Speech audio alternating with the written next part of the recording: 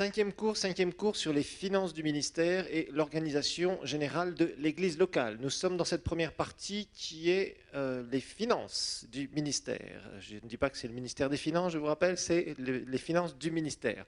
Alors, on est en train d'essayer d'expliquer qu'un ministère, un bon ministère, c'est pas seulement un don divin, hein, où on est là, on exerce le don, on est là devant, en train de faire des réunions de public, en train de prêcher l'évangile, de guérir les malades, etc., etc., etc. Ça, c'est toute la partie publique. Ça, c'est bien, et il faut, bien sûr, il n'y a pas de ministère s'il n'y a pas d'onction, on est d'accord. Mais aussi, si vous n'avez pas une organisation que vous développez autour de vous en tant que ministère, dans le naturel, eh bien, vous allez vous casser la figure. Et il y a beaucoup de ministères qui se cassent la figure parce qu'ils n'ont pas fait attention, et particulièrement au niveau des finances. Parce que les finances, il faut le dire, ça reste le premier thème d'accusation au niveau des prédicateurs en général, ou même du fisc. Le fisc essaiera toujours de regarder, les impôts chercheront toujours plus ou moins ce que vous avez fait avec l'argent de l'Église. Et si jamais il y a des accusations, ou il y a des... Vous savez, souvent les contrôles fiscaux commencent par une lettre de plainte qu'on envoie à l'administration. Et d'un seul coup, il y a quelqu'un qui vient vous voir en disant on a reçu une plainte, il semblerait que, donc on va vous contrôler, etc., etc.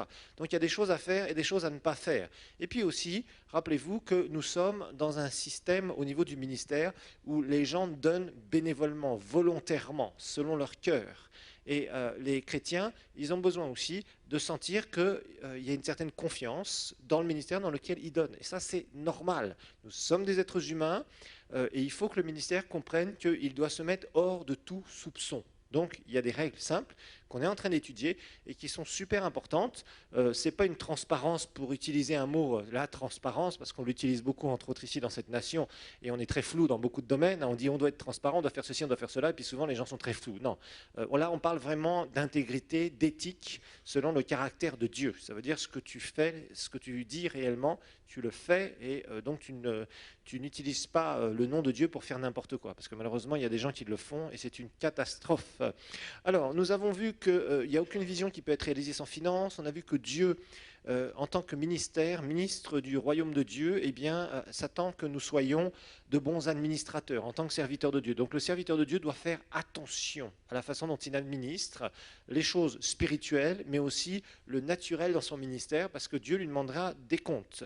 Il faut être clair. Alors, Dieu nous délègue cette gestion.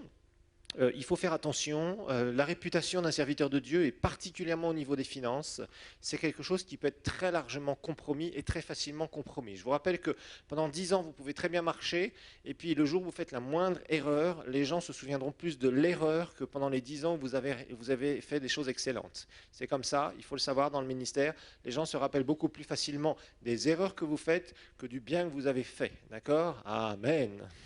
Donc ça, c'est triste, mais c'est comme ça. Donc, il faut faire avec. Alors, on a vu les 12 lois du comportement financier du serviteur de Dieu. Je vous rappelle que le serviteur de Dieu, il ne peut pas se dire, moi, je sers le Seigneur, j'ai des comptes à rendre à personne. Non, non, il a des comptes à rendre à 3 catégories. D'abord, à Dieu, bien sûr, qu'il sert, et Dieu sait ce qu'on fait.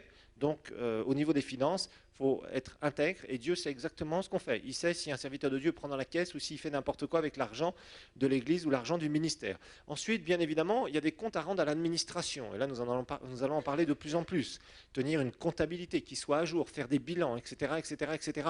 Parce qu'à n'importe quel moment, l'administration a le droit légal. C'est un droit qu'ils ont de venir et de dire, bah, maintenant, vous allez nous montrer vos comptes. Maintenant, vous allez nous montrer la gestion des finances qui rentrent dans ce ministère, dans cette association. Rappelez-vous que nous sommes sous des associations.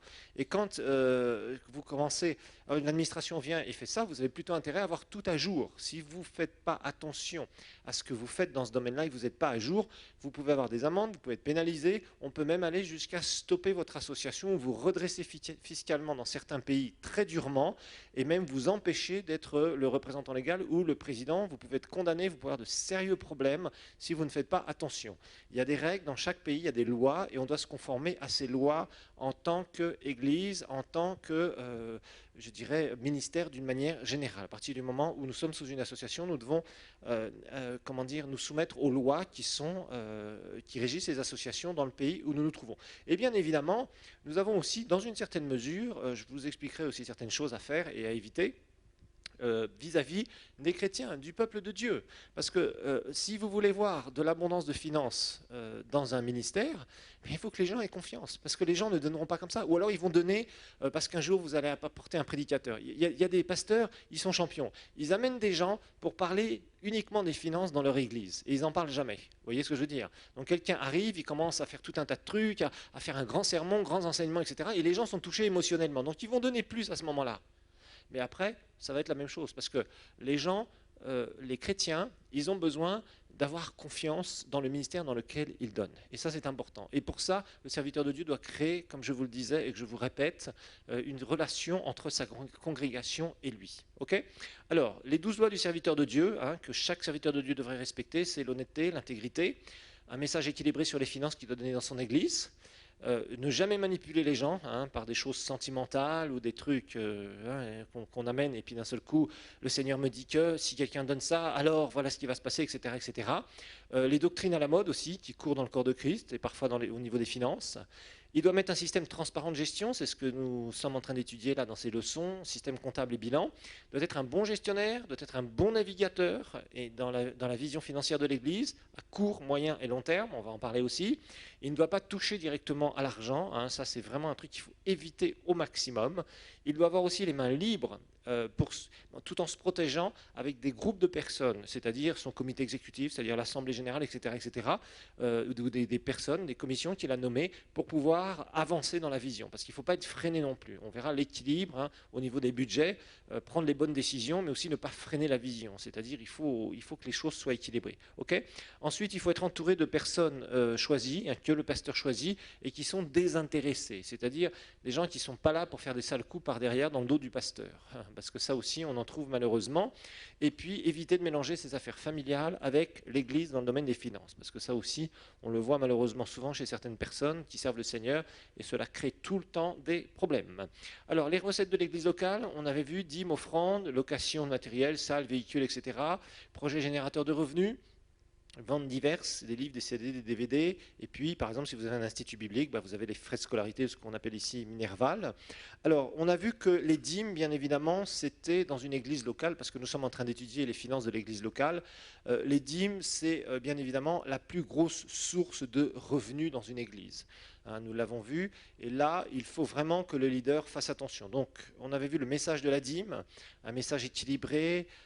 Il faut avoir absolument aucun abus, vraiment, quand on enseigne sur les finances. Il faut donner la parole de Dieu telle qu'elle est. Parler d'argent dans l'Église, ça devrait être quelque chose de normal, mais il faut en parler. Mais d'abord, il faut que le serviteur de Dieu ait une relation réelle, correcte, divine par rapport à l'argent. D'accord ? Je vous rappelle que l'argent est quoi ? L'argent, c'est un instrument. Et le serviteur de Dieu doit comprendre que dans son ministère, l'argent est un instrument. L'argent ne doit pas être un objet de convoitise pour lui. L'argent ne doit pas être un objet de manipulation pour lui, etc., etc. Tout ça, c'est vraiment être extrêmement mauvais, c'est mal intentionné. Ce sont des comportements qui sont extrêmement mauvais et qui peuvent amener la destruction d'un ministère. Donc, il faut faire attention par rapport à cela. D'accord ? Alors, je vous rappelle que ce qu'on doit dire dans l'Église au niveau du message, numéro 1, bien sûr, c'est financer le royaume de Dieu. Et numéro 2, encourager les gens, parce qu'à partir du moment où ils vont semer, eh bien, ils vont prospérer, bien évidemment. D'accord ? Alors, on a vu quelques conseils utiles à propos du comptage des dîmes. Parce que là aussi, c'est toujours un sujet sensible qui peut créer beaucoup d'histoires dans les églises. Il ne faut pas que le pasteur parte comme ça, on met tout dans un panier, hop, et puis le pasteur met ça dans sa voiture, et bye bye, rien n'a été compté, pas de pièces comptables, etc. Surtout pas faire ça, ok ? Alors, ce qu'il faut faire, c'est d'abord que le pasteur ne doit pas compter la dîme, d'accord ? Mais il doit avoir une équipe de mise en place pour compter la dîme. Ensuite, il ne doit pas aller chez ses chrétiens aussi, là, à la fin du mois, comme le font honteusement certains pasteurs, pour aller dire qu'il y a des problèmes à la maison, il faut que tu m'aides, tu comprends, etc. Moi, je sers le Seigneur, j'ai pas de travail. Non, non, non, ça c'est être un mendiant et c'est avoir une mentalité de petit. C'est vraiment minable de faire ça, d'accord ? Troisième règle, évidemment, le pasteur doit bien vivre. Ça, c'est important parce que si vous étouffez un pasteur en disant Seigneur, on va prier pour qu'il soit gardé dans l'humilité, Seigneur. Garde-le dans l'humilité, Seigneur. Hein, comme le disait un prédicateur un jour, il disait, souvent les chrétiens ont ce raisonnement-là, on va prier le Seigneur pour qu'il nous garde, qu'il garde notre serviteur, le pasteur, dans l'humilité, et nous le garderons pauvre, Seigneur. Nous le garderons dans la pauvreté. Vous voyez ce que je veux dire? Bon. Et en fait, il y a des gens qui sont très mal intentionnés comme ça, et ça, c'est vraiment mauvais. Si vous êtes béni par un pasteur, il faut qu'il soit bien, il faut qu'il soit à l'aise, parce que s'il n'est pas à l'aise ni dans sa vie personnelle, ni dans sa vie familiale, eh bien, ça se passera mal pour lui, et ça se passera mal pour l'Église en général, et ça risque de faire des frictions. Alors maintenant, les finances d'un ministère, ça n'augmente pas, ça ne croît pas du jour au lendemain. C'est le travail du serviteur de Dieu, c'est le travail de l'équipe qu'il a mis autour de lui, c'est tout un travail à faire pendant des années et des années et des années, et puis les chrétiens prospèrent et ils donnent davantage à l'Église, et ça permet aussi aux serviteurs de Dieu de pouvoir vivre à partir du moment où si celui-ci prend un salaire ou pas. Okay. Alors, il y a des progressions, parce qu'il y a des gens qui font aussi n'importe quoi. Ensuite, la pratique de l'Église dans la dîme, hein, on a vu qu'il fallait faire attention. Une fois que c'est compté, tout de suite, il faut faire un enregistrement. Tout ce qui est donné dans l'Église doit être enregistré par une pièce comptable. Okay. Le choix des compteurs de dîmes, on a vu qu'il fallait faire attention, pas mettre des gens au chômage, pas mettre des gens qui sont dans le manque, etc. Des gens discrets, etc. Alors après, on a vu les offrandes spéciales. Les offrandes spéciales, nous avons remarqué qu'il faut les faire pour des buts spécifiques, et à chaque fois, il faut être clair. C'est-à-dire qu'à partir du moment où on fait une offrande spéciale, ce qui a été donné, il faut absolument que ce soit destiné à ce pourquoi on l'a donné. Okay. Si vous êtes pasteur et que vous commencez à faire une offrande spéciale pour un piano, pour une sono, pour une voiture, pour je ne sais trop quoi dans l'église, etc., etc., ou pour un but particulier, pour aider des gens qui sont dans la pauvreté ou autre, tout l'argent qui est donné, vous devez d'ailleurs au culte suivant dire, voilà, on a donné tant, mais aussi, voilà ce qu'on va, comment dire, ça a été affecté à ce moment, ça a été affecté, on a bien fait ce qu'on vous a demandé, etc., etc. Comme ça, les gens se sentent aussi honorés quelque part, parce qu'ils voient qu'ils ont donné pour un but spécifique, et ce but spécifique a vraiment été atteint. Ce n'est pas quelque chose où on fait l'offrande spéciale et puis on n'entend plus rien parler. Hein, on ne sait pas exactement ce que l'argent est devenu. Vous voyez. Ça met un soupçon très mauvais sur le pasteur. Et il y a des pasteurs qui se font avoir comme ça. Et puis, il y a un besoin d'un seul coup qui sort, qui vient dans l'église. Il a demandé une offrande spéciale pour un tel objectif, un tel but. Et puis d'un seul coup, il y a un autre besoin qui se fait sentir. Et hop, il met l'argent là où ce n'était pas dédié au départ. Et ça, c'est très très mauvais. Si vous faites ça, vous allez créer vraiment un problème relationnel entre la congrégation et votre ministère. Alors, les autres sources de revenus, je vous rappelle, il y a différents piliers qu'il faut mettre aussi. Mais la règle en général, c'est de ne rien faire qui ne soit pas rentable. Ça, c'est clair. Si vous faites une activité, il faut que ce soit rentable. Il faut que les choses soient rentables. Il faut que vous prévoyiez des systèmes où il y ait des rentrées d'argent. Il y a beaucoup de gens qui veulent encadrer des pauvres, qui veulent encadrer des orphelins, qui veulent encadrer des prisonniers, qui veulent encadrer, etc. etc. Ça coûte de l'argent. Donc, pour dépenser cet argent, il faut le ramener quelque part. Il faut l'attirer quelque part. Et le serviteur de Dieu doit être doué pour savoir quoi faire, comment faire, quoi mettre en place pour que justement l'argent soit attiré dans le ministère et qu'il soit dédié aux bons endroits. D'accord? Donc ça, c'est quelque chose aussi de fondamental. Alors on a vu les différentes dépenses de l'église locale, et là je vous ai expliqué la comptabilité qui est faite dans une église, c'est très simple. Il y a des recettes, et c'est assez facile, il y a des dépenses. Il n'y a pas de stock, on n'est pas en train de faire la transformation de produits, on n'est pas une usine, on n'achète pas en vue de revendre, etc., etc., etc., etc. Bon, sauf peut-être les parties DVD ou CD ou trucs comme ça c'est des petites choses. Mais d'une manière générale, on n'est pas là, on n'est pas des commerçants. Donc c'est simple, il y a des entrées, il y a des sorties. C'est une comptabilité extrêmement simplifiée, mais il faut absolument que ce soit transparent, absolument transparent. Okay. Alors, on a vu que les différentes dépenses. Oui, on a commencé à en parler, d'accord. Il y a les charges courantes et puis il y a ce qu'on appellera les immobilisations, d'accord. Alors les charges courantes, c'est tout ce qui va nous permettre de fonctionner d'une manière générale. Ensuite, les immobilisations, ce sont des choses qu'on va acheter et qui ne sont pas consommées entre guillemets au premier usage. Par exemple, si vous avez une voiture, vous allez acheter une voiture sur l'église, vous n'allez pas bousiller la voiture à la première sortie. Ou alors si vous faites ça, c'est que vraiment vous conduisez très mal, d'accord. Mais d'une manière générale, c'est quelque chose qui va faire partie de ce qu'on appelle les immobilisations, c'est-à-dire que ça va avoir une valeur dans le temps qui va se déprécier. D'accord? Un terrain, d'ailleurs, un terrain, des fois, ça peut prendre de la valeur. Un bâtiment aussi, ça peut prendre de la valeur, etc. etc. Bon, des meubles, des sonorisations, matériel multimédia, tout ça, ce sont ce qu'on appelle des immobilisations. C'est-à-dire que ce sont des choses qu'on achète, ce n'est pas une dépense directe, enfin, bien sûr, on dépense de l'argent, mais ça a une valeur, ça a une certaine valeur comptable. Et les comptables sont des experts dans ce domaine-là pour vous expliquer ce que ça vaut au bout d'X années, etc., etc. Alors, les charges courantes, je vous ai montré le ou les loyers. Alors là aussi, il faut faire attention. Parce qu'il y a parfois des églises qui se chargent trop avec des montants de loyer trop importants et n'arrivent plus à développer le reste. Je vous l'ai montré, il y a les salaires, il y a des charges de fonctionnement courantes, hein, ça nous l'avions vu aussi, et puis des événements particuliers. Par exemple, quand vous amenez des invités. Et là aussi, les églises locales, au début, ne peuvent pas se permettre d'amener des gens de gros calibre, entre guillemets, parce qu'il faut savoir que amener des gens qui prêchent dans pas mal de nations et qui vont ultra bénir votre église, bah, ça coûte cher, c'est clair. Il n'y a pas de secret. Si vous voulez des gens de qualité, ça, des petits prédicateurs qui vont vous raconter tout et n'importe quoi, vous en avez autant que vous en voulez. Ils viennent là, ils viennent frapper à la porte. Par contre, si vous voulez des gens qui vont avoir un réel impact, eh bien, ça va vous coûter cher, parce que ces gens-là coûtent cher. Il faut dire ce qui est. Ils ne repartiront pas avec des petites offrandes. Il faudra les mettre dans les hôtels, dans les meilleurs hôtels. Il faudra bien les nourrir. Il faudra, comment dire, souvent leur payer leur billet d'avion, etc. Parce que ce sont des gens qui sont très demandés. Si vous voulez les avoir, il faut, entre guillemets, d'abord, il faut qu'ils ressentent que c'est vraiment le temps de Dieu, ça c'est clair, mais il y a aussi le côté logistique, le côté matériel, et ça, vous n'éviterez pas cela, hein, de toute façon, d'une manière ou d'une autre. Okay, alors les achats d'immobilisation, je vous ai montré, donc c'est un actif, on avait donné la définition, utilisable, durable pour une entité. L'immobilisation est un élément identifiable du patrimoine ayant une valeur économique positive pour l'entité et qui sert à l'activité de façon durable, qui ne se consomme pas par le premier usage. D'accord? Alors c'est tout ce qui va être équipement dont l'Église va avoir besoin. Donc terrain, bâtiments, sonos, véhicules, ordinateurs, mobilier, matériel audiovisuel, etc., etc. On a quand même une activité un peu particulière en tant qu'Église. Bien sûr, il y a des choses, par exemple, une entreprise ne va pas investir énormément dans une sonorisation, ça ne va pas l'intéresser en général. Une Église va investir énormément dans la sonorisation, et même dans les chaises. Les chaises coûtent très cher aussi, je tiens à vous le dire. Quand vous avez 1000 chaises, ça commence à représenter des budgets qui sont assez importants, vous voyez.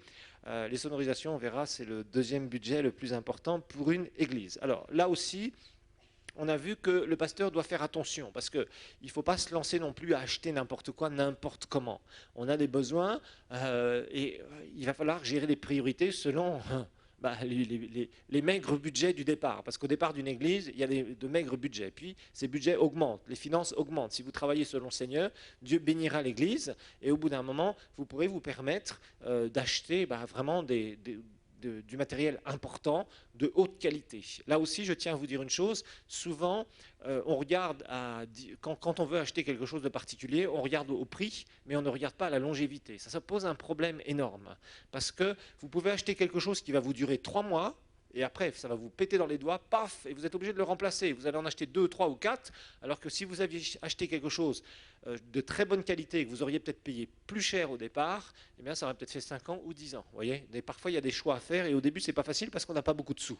Alors, on achète des petits trucs à droite, à gauche, mais personnellement, moi, j'ai pris déjà depuis des années la résolution, à partir du moment où on achète du matériel, dans ce ministère, toujours, on essaye d'acheter des trucs qui sont de bonne qualité ou de très bonne qualité. On essaye d'y mettre le prix, comme ça, on est tranquille. Et quand si ça casse ou quelqu'un le casse, je me fâche sérieusement. Amen. Parce que je veux que les choses durent. C'est l'argent du Seigneur, c'est de l'investissement, et normalement, quelque chose qui est payé cher doit durer longtemps. Ça doit faire partie de la qualité qu'on doit avoir dans l'Église de Dieu. Amen. Alors, maintenant, l'achat d'un terrain, on a vu que c'est la plus grosse dépense qu'une église aura à faire dans son église. Et là aussi, il faut faire attention. Achat d'un terrain et ou d'un bâtiment, c'est un investissement qui est important. Il faut avoir des finances, donc il faut avoir mis de l'argent de côté. Et les banques sont très frileuses par rapport aux églises. Ça, je tiens à vous le dire. Une banque ne vous prêtera jamais 80% ou 90% de votre acquisition. Non, ça va si c'est un particulier qui a un gros salaire, qui est sécurisé avec des contrats, qui a d'autres garanties, etc., etc., etc. Vous arrivez peut-être à convaincre votre banquier, mais une église, si vous avez 10%, la banque ne vous prêtera pas les 90%. Ils vous diront, écoutez, vous savez, vous êtes une église, il faut que j'en discute avec mes supérieurs, et même si c'est l'administrateur, directeur général que vous avez vu, il s'arrangera d'une manière ou d'une autre pour vous dire oui, non, non, non, non, non, non. Voilà, tout simplement, gentiment, poliment parfois, parce qu'il vous veut peut-être comme client, mais il ne vous prêtera jamais 90%, même 80%. Donc très souvent, on vous demandera au moins la moitié, très souvent, la plupart du temps, si vous faites ça au nom de l'Église. Maintenant, il y a certains montages aussi qu'on peut faire juridiques qui permettent de passer par ce qu'on appelle des SCI, donc, ou d'autres sociétés qui permettent d'acheter au travers de l'Église. L'Église peut louer le bâtiment et en fait, on peut faire tout un tas de choses derrière tout ça. Dans certains endroits, si le droit nous le permet. Alors, on va regarder maintenant les dettes. Les dettes. On va parler des dettes. Les dettes et le ministère.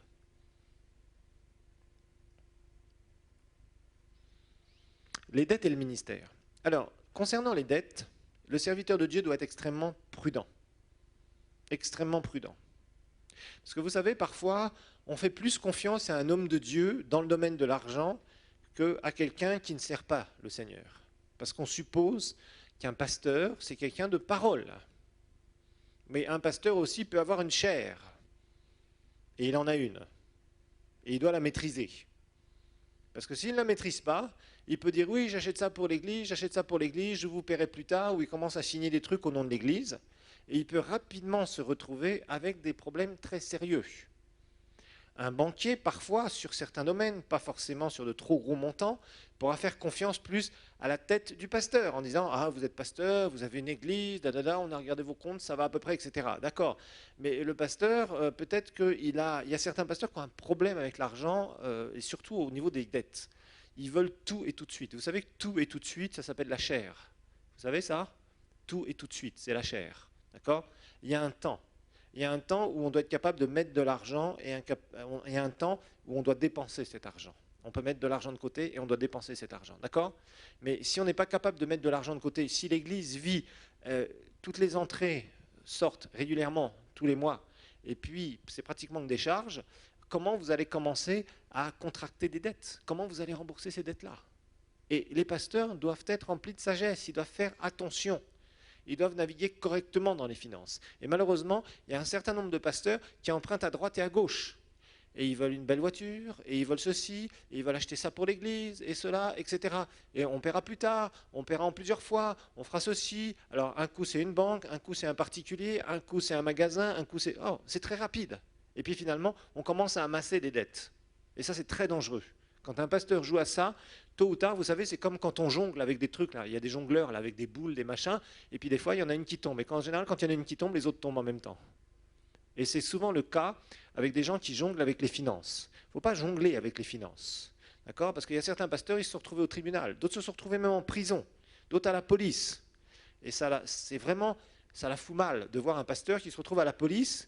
Et quand il sort, on se dit « Tiens, mais je le connais, ce pasteur, qu'est-ce qui se passe ?» Souvent, on pense qu'on a fait quelque chose au pasteur. Et quand c'est le pasteur, on va dire « Ah oui, finalement, il paraît qu'il a un problème d'argent, il n'a pas remboursé des dettes qu'il avait ou quoi que ce soit. » Croyez-moi, ça met une sale réputation au pasteur. Et les gens parlent très vite. Et le diable a un très bel amplificateur, en général, de ce côté-là. Il s'arrange toujours que si un pasteur fait une erreur, que tout le monde puisse le savoir dans la ville. D'un seul coup, tac. OK ? Alors, il faut faire attention. Il y a faire grandir son église, acheter des choses à la mesure de la croissance financière. Ça, c'est important. Donc, parce qu'il y a des pasteurs, ils se regardent. Vous savez, les pasteurs se regardent beaucoup. Et il y en a qui ont cet esprit de compétition. Il y a tel pasteur qui a acheté telle voiture, il dit « Mais moi, je vais aussi acheter une voiture comme ça. » Il y a tel pasteur qui a fait ça ou ça dans son église, il dit « Ah, moi aussi, je vais faire ça. » Et il commence à jouer à la compétition. Il y a des pasteurs qui sont comme ça, qui ont cet esprit de rivalité. Et les rivalités, ça fait partie des œuvres de la chair. Okay? Et malheureusement, ça se trouve parmi les serviteurs de Dieu, parfois. Je ne dis pas partout, mais parfois ça se trouve comme ça. Et il y a un serviteur de Dieu qui acquiert ça, l'autre il veut ça, etc., etc. Et il commence à se jouer dans la compétition. C'est très très mauvais et on se retrouve, on peut tout perdre. On peut perdre son ministère, on peut perdre son foyer, on peut tout perdre. D'accord? Alors, il y a des pasteurs qui disent, mais de toute façon, moi j'ai la foi. On va contracter des dettes et vous allez voir, moi je vais prier. D'accord? Mais sachez une chose, le banquier, il n'a pas la foi. D'accord? Il y a un mot qu'il aime bien et qu'il regarde souvent, ça s'appelle échéance. D'accord? Ça veut dire qu'à telle date, tel jour, tu dois payer tel montant. Si tu ne l'as pas payé, là, tu commences à avoir des ennuis. Tu commences à rentrer dans les ennuis. Donc il faut faire extrêmement attention. Donc il n'est pas question de dire l'échéance arrive, je chasse ça dans le nom de Jésus par la foi, que mon banquier soit aveugle au nom de Jésus. D'accord? Ça c'est la chair encore. Et ça ne marche pas et Dieu n'honore pas ce genre de soi-disant de foi. D'accord? Parce que ce n'est pas de la foi. C'est de la stupidité, c'est un manque de sagesse et c'est la convoitise. Et malheureusement, il y a certains serviteurs de Dieu qui jouent à ça et qui se retrouvent dans de sérieux ennuis. Donc les dettes et serviteurs de Dieu, ça doit faire deux, ça ne doit pas faire un. D'accord? Le serviteur de Dieu doit être extrêmement prudent. Il faut marcher selon la prospérité de l'Église. On acquiert des choses selon la prospérité de l'Église. Moi, il y a une chose que j'aime bien faire quand vraiment je veux acheter quelque chose qui coûte assez cher. On a une bonne réputation au niveau des magasins ici. Et particulièrement, je travaille avec un magasin. Et souvent, je dis, bon, on va payer en 3 fois ou en 4 fois. Et j'honore toujours ma parole. Je m'arrange toujours pour honorer ma parole. Et ça fait déjà des années. Donc, quand je vais dans ce magasin-là, si je veux quelque chose, directement, le patron du magasin me dit, il n'y a pas de problème. Il n'y a pas de problème. Avec toi, il n'y a pas de problème. Vous voyez? Et ça, c'est parce qu'on a construit une relation. Et à chaque fois qu'on a acheté quelque chose qu'on a payé en plusieurs fois, on a toujours honoré nos paiements. Donc, il faut être très prudent. Et quand on honore nos paiements comme ça, les gens après, c'est bien parce que ça vous permet, entre guillemets, de payer en plusieurs fois, ce que je trouve très bien comme méthode pour une église, parce qu'on connaît à peu près les rentrées, on paye telle chose. Par exemple, on a acheté un groupe électrogène il y a quelque temps qu'on a payé 10 000 $ à peu près. Eh bien, ce groupe électrogène qu'on a payé 10 000 $, on l'a payé en plusieurs fois. Mais on a honoré nos paiements sans aucun problème. Quand je vais voir ce patron de ce magasin, j'ai la tête haute, il n'y a pas de problème. Et j'ai le sourire, et lui, il a le sourire. Parce que c'est bon, on s'est accordé, il n'y a aucun problème, vous voyez. Et c'est important. Ça, vous construisez une relation avec ces gens-là. Parce que si à chaque fois qu'il fallait acheter quelque chose, en payant plusieurs fois, il fallait aller voir un banquier, bon, c'est bien, mais le banquier, il a quelque chose que la Bible nomme l'équivalent de se faire mordre. Ça s'appelle des intérêts. D'accord? Hein, sachez que le mot intérêt, dans l'hébreu, dans l'Ancien Testament, c'est l'équivalent de se faire mordre. Hein, s'il y a des banquiers parmi nous, pardonnez-moi, mais vous mordez les gens. Bon, et en fait, quand vous avez une bonne relation, par exemple, avec un magasin, eh bien, vous payez en 3, 4 fois, et puis c'est facile. Vous payez sans intérêt, et ça vous permet de faire avancer les choses, et en même temps, je dirais, de manager ce genre d'achat, et ce qui serait un peu plus difficile, de réunir toute la somme, parce qu'il y a toujours des priorités. Des fois, vous dites, on va mettre des sous de côté pour telle chose, puis d'un seul coup, il y a autre chose qui tombe, et vous dites, non, non, bon, écoutez, finalement, on va plutôt utiliser l'argent pour ça, etc. Vous voyez avec le comité exécutif, tout ça. Bon. Alors, il y avait aux USA, comme ça, un pasteur qui avait construit, dans une ville de 60 000 personnes, il avait construit un bâtiment de 10 000 personnes. Et cet homme, il a failli tomber dans une dépression nerveuse terrible, ce pasteur. Parce que dans sa salle de 10 000 personnes, à l'époque où il l'a construite, il avait 600 membres qui venaient tous les dimanches. Imaginez-vous une salle où vous avez 10 000 sièges, très belle salle, mais vous êtes couvert de dettes. Et vous avez 600 personnes qui viennent à votre culte. Ah. Il a failli tomber dans une dépression nerveuse terrible. Dieu a envoyé un homme de Dieu vraiment à sa rescousse, mais il avait des échéances jusqu'à 60 000 $ par mois. Toutes les dîmes, tout l'argent de l'église passait là-dedans pratiquement. Et il y a de quoi se faire du souci. Hein. Mais c'est dommage de se faire du souci pour quelque chose dans lequel on s'est mis. Vous comprenez? Et il faut faire très attention. Les dettes, c'est quelque chose de dangereux pour un serviteur de Dieu. Et pour une église en général. Parce que croyez-moi, si l'église ne paye pas ses dettes, il y aura bien un journaliste qui va écrire un article sur votre église. Et qui va dire, oui, le pasteur Intel, il a emprunté, mais aujourd'hui, ils ont des litiges, Imaginez-vous, vous avez ça dans les journaux. Parfois, ça passe à la télé ou à la radio. Ce n'est pas génial pour la réputation de l'Église. Vous voyez? Donc il faut vraiment faire attention. Donc essayez toujours, hein, si vous êtes pasteur ou si vous êtes dans un comité où il y a des décisions, le meilleur conseil, c'est soit de payer en plusieurs fois, 3, 4 fois, sur des sommes tout à fait viables, que vous savez que vous allez rembourser, d'accord? Ou soit, s'il y a des dettes sur plusieurs années, que ce soit des remboursements viables. D'accord? Il faut faire attention, il ne faut pas faire n'importe quoi, parce que ça peut être très dangereux. Ok? Alors, grand B, maintenant, on va voir la sonorisation et les instruments de musique. La sonorisation et les instruments de musique.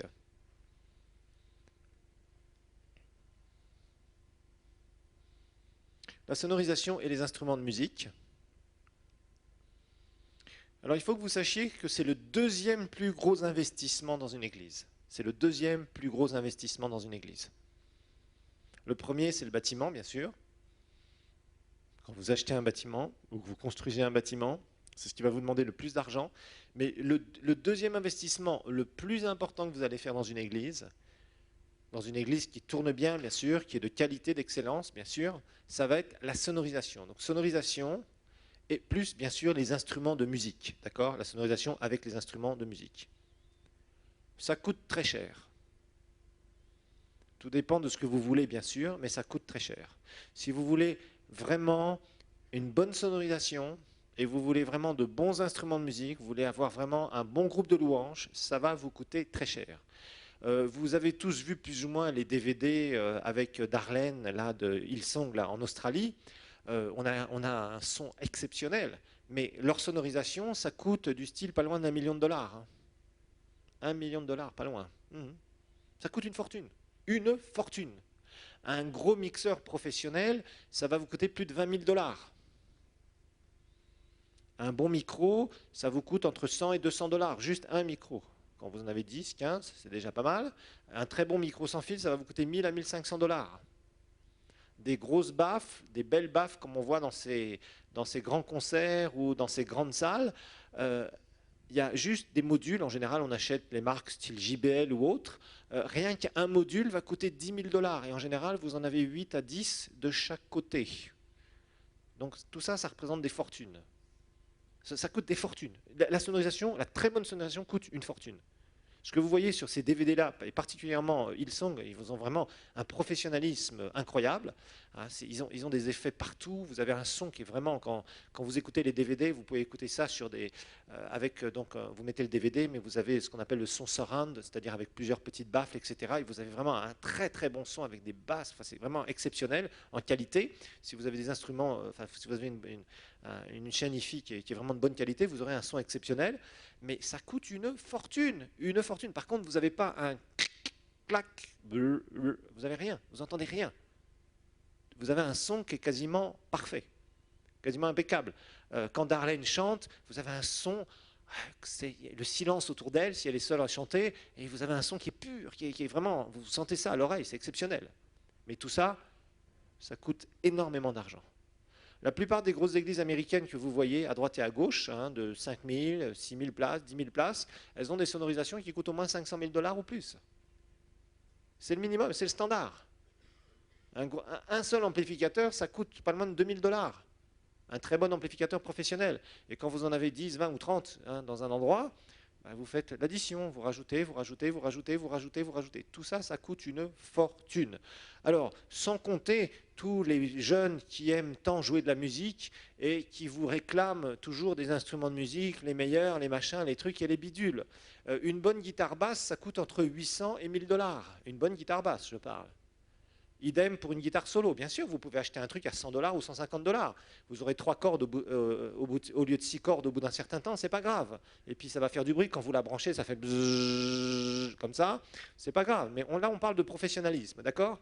Un très bon piano synthétiseur acoustique et numérique aussi, pardon, peut faire dans les 5000 dollars si vous voulez vraiment quelque chose de qualité. Quand vous regardez par exemple Michael Smith qui a fait son concert, on l'a souvent ici, comment dire, dans les DVD où il passe sur les différentes télévisions, eh bien on s'aperçoit qu'ils ont des instruments qui coûtent extrêmement cher. Par exemple, ils jouent sur un piano, c'est un piano numérique qu'ils ont mis dans un autre piano, un piano acoustique, ou si vous regardez les grands pianos acoustiques, Mac Kirkland, ou je ne sais plus trop, là, il y a différentes personnes là, dans les églises américaines qui jouent sur des grands pianos acoustiques. C'est des pianos qui coûtent 10, 15 000, 20 000 dollars, ces pianos-là. Rien que le piano, un piano. Mais ça a des sons exceptionnels. Donc tout ça, ça coûte une fortune. Vraiment, le très bon équipement de sonorisation coûte une fortune. Donc évidemment, c'est toujours un budget important. Parce que si vous voulez de la qualité, il n'y a pas de secret, ça se paye. La qualité se paye. Et ça se paye très très cher. Surtout dans les instruments de musique et les instruments de sonorisation. Ça se paye très cher. Donc évidemment, ça coûte, ça coûte, ça coûte, ça coûte, ça coûte. Et constamment, l'Église doit payer. Le truc, c'est que souvent, ces églises-là, si elles ont des très gros budgets, elles amènent carrément des sociétés professionnelles pour installer leur sonorisation. Et les autres, on bricole. C'est-à-dire, on va rajouter une baffle là, on va rajouter un truc là, on va entendre un bruit ici, on va changer un instrument, etc., etc., etc., etc. Mais il faut que vous sachiez que pour les bonnes grosses églises, eh bien, c'est ce qui coûte le plus cher en deuxième, juste après l'équipement, comment dire, juste après le bâtiment. Ce qui va vous coûter cher, c'est tout ce qui va être instrument de musique et surtout sonorisation. Donc, tout ce que vous ne voyez pas, qui est caché, tous les effets qu'il y a derrière, etc., etc. On rentre dans des endroits parfois, dans des super salles, qui sont sonorisés comme des, je dirais, qui sont sonorisés professionnellement. Eh bien voilà, ça coûte des fortunes, des centaines de milliers de dollars, et ça peut monter sur des très grosses salles de 10 000 places jusqu'à 1 million de dollars facilement. Voilà. Parce que les gens veulent de la qualité, on ne peut pas faire n'importe quoi. Par contre, vous n'entendez pas un son parasite, hein, vous n'entendez pas de feedback, un truc qui fait comme ça, vous n'en entendrez pas parce qu'ils ont du matériel professionnel partout, ils se déplacent partout, le prédicateur peut bouger partout, les chanteurs et la chorale peuvent bouger partout, vous entendez un son qui est impeccable, qui est impeccablement mixé, mais ça leur a coûté autant d'argent. Voilà, il faut que vous le sachiez, c'est vraiment un budget qui est gigantesque. Alors maintenant, en C, il y a les autres achats d'immobilisation. Les autres achats d'immobilisation.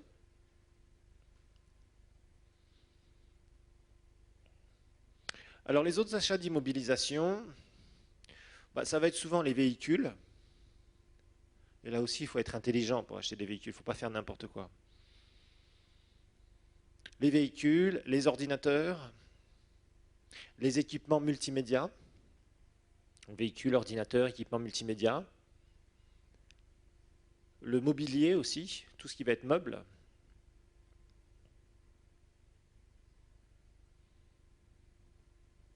Le mobilier. Alors tout ça, ça doit être fait à la mesure de la croissance de l'Église. C'est très important. Toujours le faire à la mesure de la croissance de l'Église.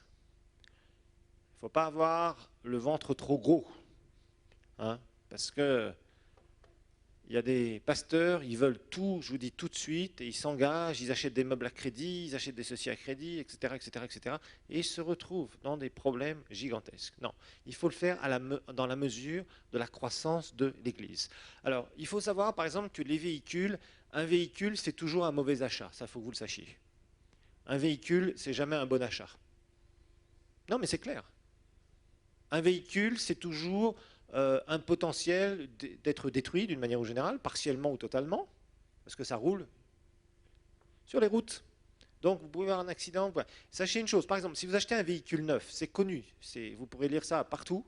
Si vous achetez un véhicule neuf, au moment même où vous sortez ce véhicule du garage où vous l'avez acheté, il a déjà perdu 25% de sa valeur. C'est connu, hein? Absolument, c'est connu. En comptabilité, c'est connu. Et tous les, comment dire, les revendeurs de véhicules neufs, hein, je parle des neufs, hein, ils perdent 25% de sa valeur. Donc si vous avez acheté un truc à 40 000 dollars, voilà, le moment même où vous sortez du garage, vous avez fait 1 kilomètre, vous n'avez plus que 30 000 dollars. C'est clair.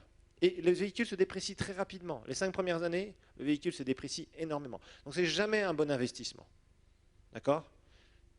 Donc il faut le savoir. Bon, les ordinateurs, ça peut être un bon investissement, ça dure un peu dans le temps, c'est amorti, je crois, je sais plus, je crois que c'est 4 ans pour un ordinateur, je ne sais plus exactement, mais, ou 2, 3 ans, 4 ans, je ne sais plus en compta. Mais donc c'est, en tout cas, évidemment, il vous en faut. Du multimédia, il vous en faut de plus en plus, parce que là aussi, il faut que vous sachiez que les églises, de plus en plus, les églises qui avancent, ce sont les églises qui ont compris qu'il fallait qu'elles communiquent avec l'extérieur. Parce que souvent, les églises restent sur elles-mêmes. Mais il faut communiquer. Aujourd'hui, nous sommes dans un siècle médiatique. Les gens ont des télévisions, des radios, ont des trucs par satellite, ont Internet, etc., etc., etc. Donc, les gens passent du temps au niveau de la communication, de plus en plus. De plus en plus. Partout dans le monde, c'est comme ça. Partout dans le monde. Partout dans le monde, les gens cherchent des choses sur Internet, les gens allument leur télé, écoutent la radio, et la radio, ça se perd de plus en plus. Il y a que dans des pays comme nous sommes ici, et encore, ici dans la capitale, ça se perd de plus en plus la radio. Vous verrez que d'ici 10 ans, il y aura de moins en moins de radio ici. Pour l'instant, c'est vrai que les gens restent beaucoup avec la radio parce que c'est quelque chose qui n'est pas cher, mais les gens qui ont un peu de moyens, tout de suite, ils passent à la télévision ou ils sont sur Internet. Parce qu'ils ont besoin de communication. Le monde a besoin de communication. Et nous avons des messages à communiquer. Donc obligatoirement, il faut s'équiper en communication. Si vous donnez des messages dans une église, il faut que ces messages soient duplicables facilement. Que ce soit audio, que ce soit vidéo, etc. etc. Et tout ça, ça coûte cher, ça coûte des sous. Ça coûte des sous. Et il faut s'équiper. L'informatique est incontournable pour un ministère aujourd'hui. Un ministère doit être équipé en informatique. Ici, je ne sais pas, on doit avoir 12 ordinateurs, quelque chose comme ça aujourd'hui. Parce qu'on a besoin d'informatique, parce qu'on fait des montages vidéo, parce qu'on fait des montages audio, parce qu'on fait du secrétariat, parce qu'on fait de la comptabilité, parce qu'on fait toutes sortes de choses. Et on a besoin d'avoir de l'informatique, on a besoin d'utiliser des outils. Une église communique, donc elle doit utiliser des outils de communication. Voyez? Donc tout ça, ça représente des investissements. Et ces investissements coûtent cher. Bon, c'est pas grave, il faut investir. Mais au début, évidemment, vous essayez d'acheter un truc, puis après un autre, etc., etc., etc. Et plus vous êtes bénis, plus les gens sont bénis, plus les gens donnent à l'église, plus ça vous permet d'acheter, d'acquérir, de compléter, de réaliser une vision. Et cette vision, c'est quoi? C'est d'annoncer l'évangile partout où vous pouvez annoncer l'évangile. Donc évidemment, ça va vous coûter des sous. Rappelez-vous, c'est gratuit quand on reçoit l'évangile, mais ça coûte cher d'annoncer l'évangile, ça coûte cher de construire des églises, ça coûte cher de faire des écoles bibliques, etc., etc. Ça coûte cher tout ça. Ça coûte cher de communiquer. Quand vous communiquez le message de l'évangile, vous allez payer. Vous allez payer pour être à la télé, vous allez payer pour être à la radio, vous allez payer pour être sur Internet, vous allez payer partout. Et c'est normal. Parce que même les organisations chrétiennes ont besoin de vivre. Donc quelqu'un qui a un site internet, si vous voulez mettre des messages sur son site et que c'est un gros site, vous allez payer. Si vous voulez mettre des messages sur une télévision, vous allez payer votre tranche. On fera peut-être une gratuité pendant un temps, mais après vous allez payer. Et tout ça, ça coûte des sous. Vous voyez, ça coûte des sous pour produire, ça coûte des sous d'avoir un staff, ça coûte des sous de diffuser, etc. Par contre, ça vous donnera une plateforme au travers de laquelle les gens vont pouvoir vous trouver. Donc, ils vont trouver les messages que vous avez donnés. Et ça va permettre à l'évangile de se répandre. Vous voyez? Mais tout ça, ça coûte des sous. Et ça demande du temps à se mettre en place. Alors, Grandet, maintenant, nous allons voir la gestion des finances de l'Église. La gestion des finances de l'Église.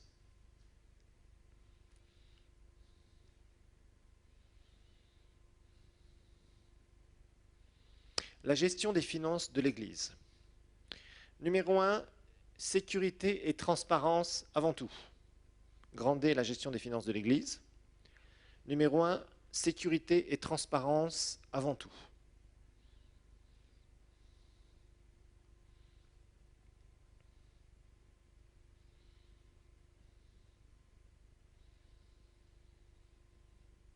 Alors, en fait, l'idée au niveau de la sécurité et de la transparence, c'est que l'Église locale doit converger vers un système qui se rapproche, je dis bien qui se rapproche de celui des sociétés. Donc, le système de gestion doit se rapprocher, système de gestion et de contrôle de gestion, doit se rapprocher de celui d'une société. Je dis bien se rapprocher, parce que c'est vraiment plus simple à mettre en place. Mais on doit mettre un système de gestion et un système de contrôle de gestion qui doit se rapprocher de ce que les sociétés font en général. Une entreprise. Donc je vous rappelle que l'avantage qu'on a, c'est qu'on ne vend rien en tant qu'Église. Donc on n'a pas de stock, de transformation de produits, de machines qui vont usiner ou faire telle et telle chose, transformer telle matière première avec un produit fini, etc. Tout ça, ça n'existe pas.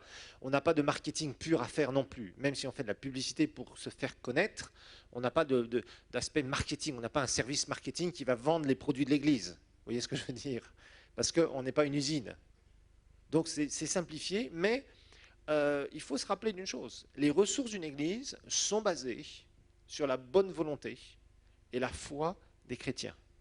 Donc ça, c'est quelque chose qu'il faut comprendre et sur lequel il faut travailler. C'est-à-dire qu'il faut que les chrétiens se sentent en sécurité, je vous le dis et je vous le redis. Alors évidemment, mettre un système de gestion vous imposera d'avoir du personnel, vous imposera d'avoir une comptabilité, vous imposera d'avoir un logiciel comptable. Et tout ça, ça coûte des sous. Et ce n'est pas la première année où vous démarrez une église que vous allez pouvoir faire ça. Parce que vous n'avez pas les moyens de le faire. Donc au début, ça va être relativement manuellement. Et puis peut-être qu'en tant que pasteur, vous ne savez pas faire ça. Et ce n'est pas votre boulot de toute façon. Donc il va falloir que vous trouviez peut-être des gens au début qui vous aident. Mais votre idée, votre vision doit être de converger vers un système transparent et sain. Contrôle de gestion et de gestion. de l'Église, des finances de l'Église. Parce que si vous ne faites pas ça, de toute façon, d'abord, Dieu ne vous bénira pas. Ça, c'est clair. Et moi, je l'ai vu dans bien des domaines. Quand je vois des organisations ou des églises qui sont floues dans leurs finances. Donc, elles montent un certain temps parce que c'est le don du pasteur qui fait avancer les choses. Donc, les gens commencent à donner. Et puis après, il commence à y avoir quelques histoires financières. Et d'un seul coup, brrr, et après, on reste en bas. Bon, on vit, mais on n'arrive pas à développer une réelle vision. Et donc, on n'arrive pas à développer des finances. Et ça, c'est pas bon du tout. Maintenant, ça ne se met pas du jour au lendemain en place, parce que, comme je vous le disais, le pasteur, il doit avoir de multiples qualités en tant que leader. Il ne doit pas seulement savoir prêcher ou enseigner la parole de Dieu. Ça, c'est bien, il faut qu'il fasse. Il ne doit pas seulement savoir prier et voir des résultats. Ça, c'est bien, il faut qu'il fasse. Ça, c'est toute la partie spirituelle, on en a suffisamment parlé. Maintenant, il doit avoir aussi certaines qualités. C'est-à-dire être capable d'amener des équipes ensemble, d'amener des gens ensemble pour former des équipes et aussi avoir des équipes qui vont permettre une gestion transparente et un contrôle de gestion. C'est-à-dire qu'on ne puisse pas sortir de l'argent de l'Église comme ça, n'importe comment. Et lui-même, s'il fait sortir de l'argent de l'Église, qu'il y ait des traces, qu'il y ait des pièces comptables. Parce que sinon, il va avoir des problèmes. Ça, c'est très clair. D'accord? Alors, évidemment, petit à petit, bon, au début, quand vous démarrez une association, c'est le trésorier qui va manager les choses. C'est clair. Le trésorier va signer les chèques, le trésorier va faire, etc., etc., etc. Mais quand votre église va grandir, votre organisation va grandir, le trésorier, vous ne pouvez pas le solliciter 50 fois par jour, ou 3 fois par jour, ou même 10 fois par jour. Parce que le trésorier, si vous avez pris quelqu'un de compétent, en général, c'est quelqu'un qui va avoir un bon boulot. Et il ne peut pas être dérangé constamment dans son boulot avec les histoires de l'église. Et le trésorier, vous rappelez-vous, comité exécutif, ce sont des bénévoles. Ce ne sont pas des gens qui sont employés par l'église, ce n'est pas la même chose. Donc ce sont des gens qui vont venir un certain nombre de fois pour des réunions de comité exécutif, mais que vous ne pouvez pas déranger 3 après-midi par semaine. Parce qu'en général, c'est des gens qui ont un travail. Et si ce sont des gens qui sont de la profession, entre autres pour le trésorier, ce que je vous ai largement conseillé, en général, c'est quelqu'un qui va avoir un travail, il va être très occupé. Par contre, il va vous aider au niveau de l'église. Donc, ce n'est pas ces personnes-là, ce n'est pas particulièrement un trésorier ou le trésorier qui va constamment signer les chèques et vérifier toutes les sorties et toutes les entrées. Non, non, non. Il viendra vérifier les comptes, oui. Il vous aidera à mettre le système de gestion en place, oui. Mais ce n'est pas cette personne-là qui va constamment signer, aller à la banque pour retirer du cash, mettre ça dans la caisse, etc. Ça ne peut pas fonctionner comme ça. Alors au début, ça fonctionne comme ça, quand vous démarrez le ministère, parce que vous n'avez pas de staff. Mais après, vous êtes obligé d'avoir un staff, c'est-à-dire d'employer des gens qui vont s'occuper de faire les choses pratiques. Mais il va falloir une équipe de personnes qui iront d'abord déterminer les règles sur comment ça va se passer, c'est-à-dire comment la gestion va se faire. Donc, on va devoir avoir petit à petit du personnel approprié. Il vous faut des secrétaires. Souvent, les secrétaires, vous pouvez en faire aussi des caissières. Ce n'est pas une mauvaise chose. Et puis, vous avez besoin d'un comptable. Peut-être pas à temps plein, mais quelqu'un qui fait la comptabilité. Mais ça ne se trouve pas du jour au lendemain, parce que ce sont des gens qui se payent. Donc évidemment, c'est dans les charges de l'Église. Et parfois, pendant quelques années au début, vous n'êtes pas capable de payer ce genre de personnes. Vous n'avez pas les sous pour faire ça. Donc vous pouvez avoir quelqu'un qui vient vous faire la comptabilité. Bon, c'est vrai, bénévolement, comme ça. Ou de temps en temps, vous pouvez prendre un comptable qui vient juste une fois tous les mois ou quoi que ce soit. Mais entre-temps, il y a des sorties d'argent, il y a des rentrées d'argent. Et cette période-là n'est pas une période facile. Parce que c'est une période où il faut faire grandir le ministère, vous êtes pris par beaucoup de choses dans le ministère au niveau de mettre en place l'Église, vous êtes dans la phase de démarrage, vous êtes dans la phase de stabilisation, ce n'est pas évident du tout, et d'un autre côté, vous n'avez pas encore les moyens pour avoir un staff. Et puis, vous n'avez pas encore quelqu'un qui vous a mis un contrôle de gestion correct et qui sait comment mettre un contrôle de gestion. D'accord? Alors, le pasteur, ce qu'il faut qu'il fasse, c'est qu'il aille vers des professionnels de la comptabilité. Le pasteur, ce n'est pas un comptable, sauf s'il est de la profession, mais il faut qu'il cherche des gens qui connaissent la compta et qui connaissent les finances. Voilà. Il faut s'entourer de ces personnes-là. Donc dans l'Église, il faut savoir les chercher et Dieu vous les donnera. Et au bout d'un moment, ces personnes-là, vous les repérez et vous leur demandez, écoutez, est-ce que tu peux pas m'aider pour faire ça et ça, voir comment on peut faire la gestion de l'Église, parce que moi, je veux mettre les choses en place, etc. On n'a pas encore les moyens de se payer quelqu'un, mais bon, si tu peux aider un peu, tu viens une fois par semaine, 1 heure, 2 heures, etc. Et petit à petit, vous faites ça. Puis au bout d'un moment, il vous met un système de gestion, et puis ça vous aide, parce que c'est leurs études, c'est leur professionnalisme, ils sont dedans, ce sont des comptables, ce sont des gens qui sont dans la finance, donc ils vont vous expliquer comment faire.